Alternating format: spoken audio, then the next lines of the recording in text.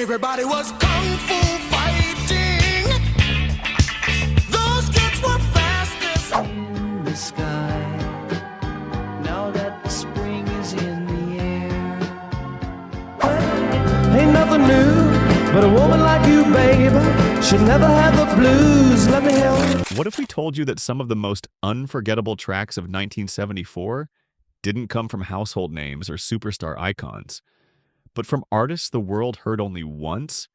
Songs that exploded onto the scene, captured hearts and dance floors, and then, just as quickly, disappeared into the fog of music history. This isn't your typical countdown. These are the hidden sparks of 1974, 15 unforgettable one-hit wonders that deserve to echo again through your speakers. From disco grooves to haunting ballads, from pop curiosities to soul-stirring anthems, this list will take you on a journey through the unexpected, the emotional, and the iconic. Some songs made us dance, others made us cry, but each one gave us a moment we'll never forget. So stay tuned, because what you're about to rediscover might just take you back to the moment it all began and make you wonder, how did we ever let them fade? And the first one? Well, it was a farewell the world couldn't stop singing.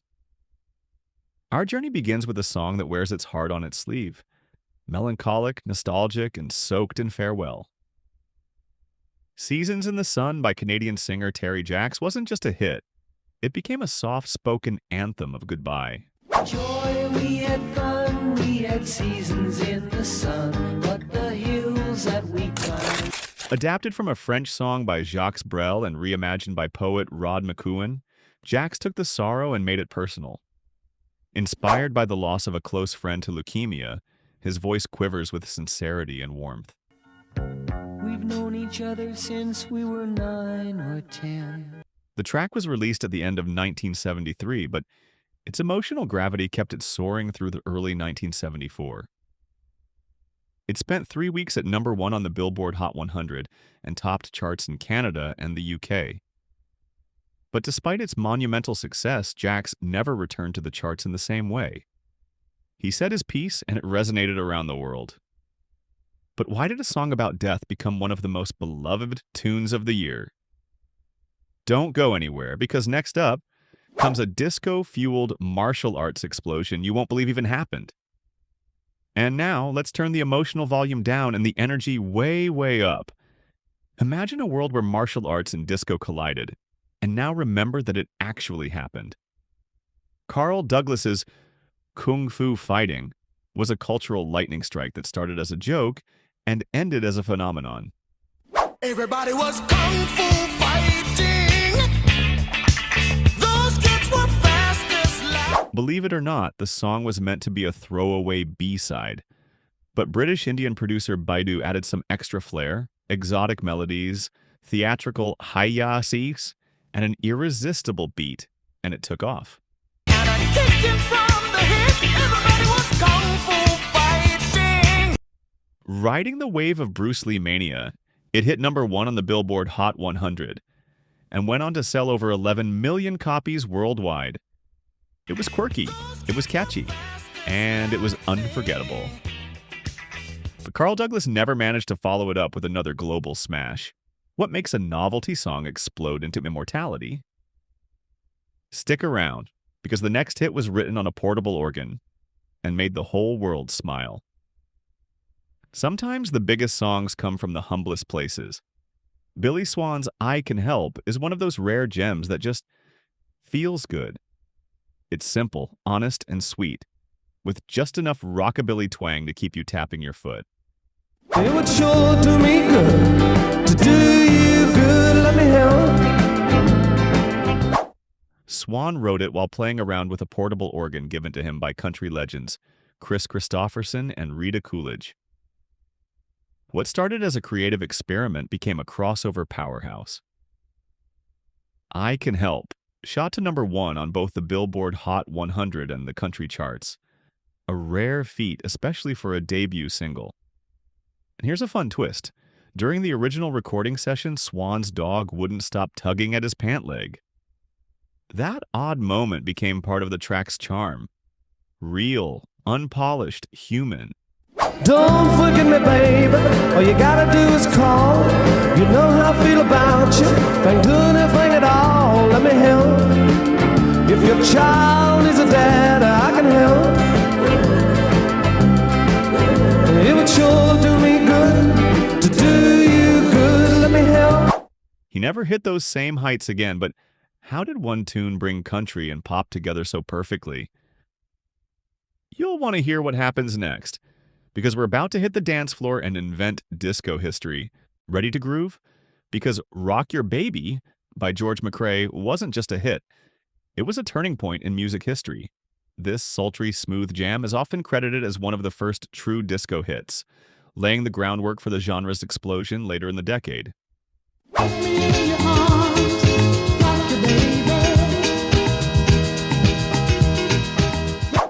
Crafted by Harry Wayne Casey and Richard Finch, yes, the same geniuses behind Casey and the Sunshine Band, this song wasn't even meant for McCrae at first.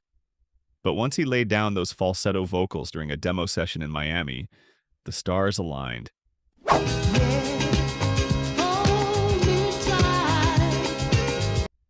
Released in May 1974, Rock Your Baby hit #1 on the Billboard Hot 100 and ruled the charts in the UK and other countries too.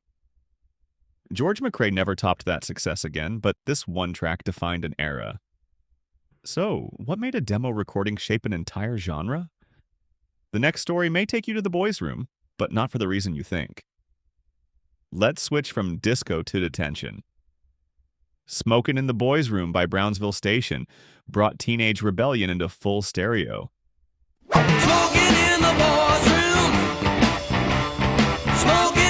It was gritty, it was loud, and it hit hard with every kid who ever cut class or gave the principal the slip.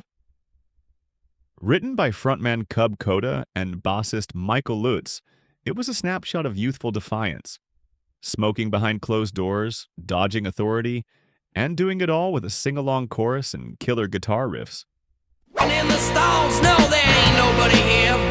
My buddy Bang.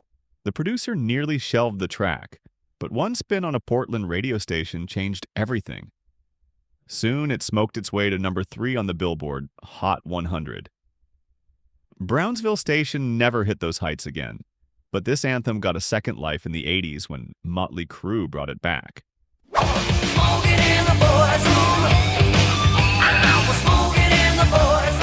What made this teen troublemaker anthem so timeless? Don't go anywhere. The next song sounds like a ghost whispering through a jukebox. Now we drift into something strange, slow, and utterly unforgettable. Hey, shout, summertime blues, jump up and down in the blue. David Essex's Rock On wasn't a traditional pop hit. It was more like a hypnotic echo from the past. Released in the UK in 1973 and bubbling up in the US in 1974, this song paid tribute to the legends of rock while sounding nothing like them. References to James Dean and old-school hits like Blue Suede Shoes gave it vintage roots, but the production was cutting edge. A pulsing bass line, eerie echoes, and minimalist vibes. It was haunting, mysterious, and miles ahead of its time. Rock On rose to #5 on the Billboard Hot 100 and #3 in the UK, giving Essex his only major hit stateside. In Britain, he'd find more success, but in the US, this was his defining track. What makes a song sound like a time machine? Stick around, because our next entry literally gave people chills in theaters. There's Haunting, and then there's this.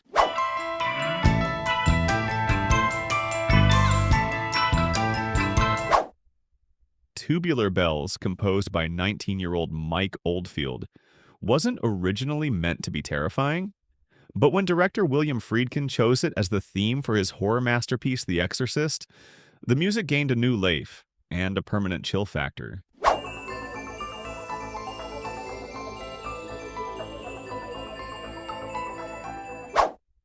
The single was released in the US in 1974, and despite being an experimental, mostly instrumental piece, It climbed to number 7 on the Billboard Hot 100. The spooky layered piano sequence at the beginning set the tone, drawing listeners into something entirely new. Oldfield never replicated that level of commercial success again in the States, but this chilling composition became one of the most iconic movie themes in history. What's next? A dreamy trip back to 1950s summer. That didn't come from America at all. Sunshine, sand, and surf. Except this nostalgic gem wasn't born in California.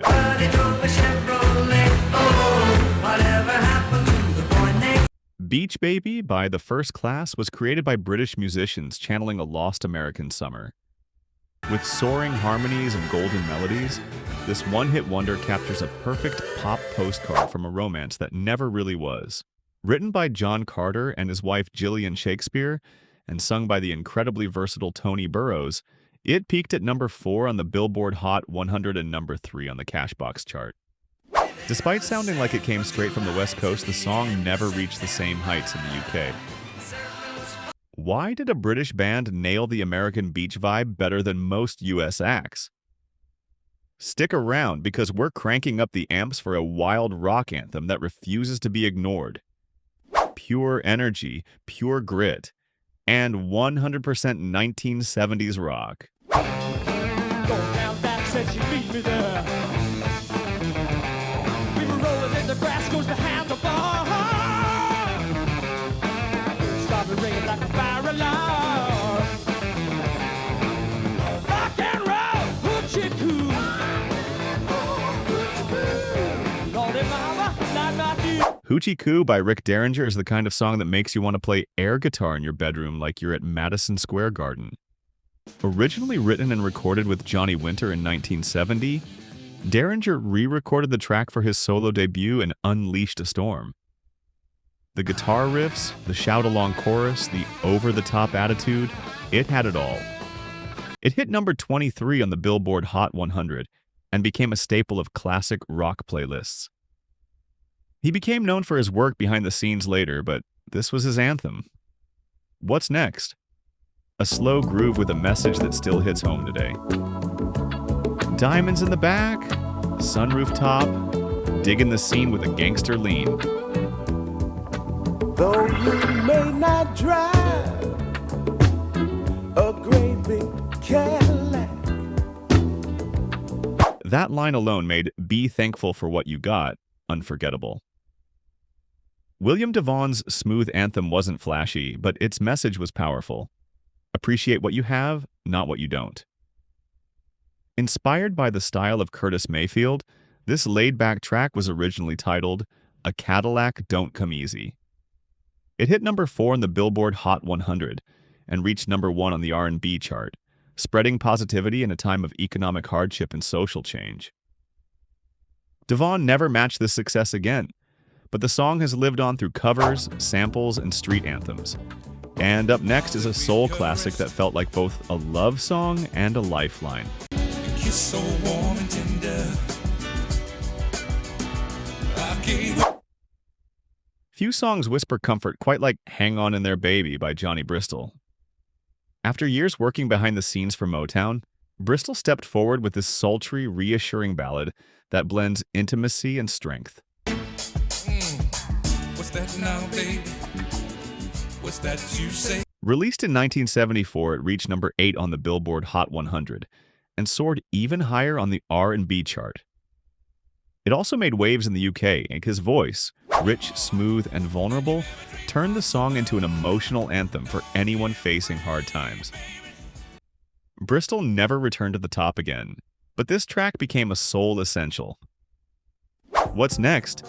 A musical tongue twister that'll take you on a rapid-fire ride through pop history. BB Bumble and the Stingers, Martha Hooper, Rachel Singers, Lonnie Mack, and Twang, and Eddie Hisman, ring, we're going steady, take it easy, take... Buckle up!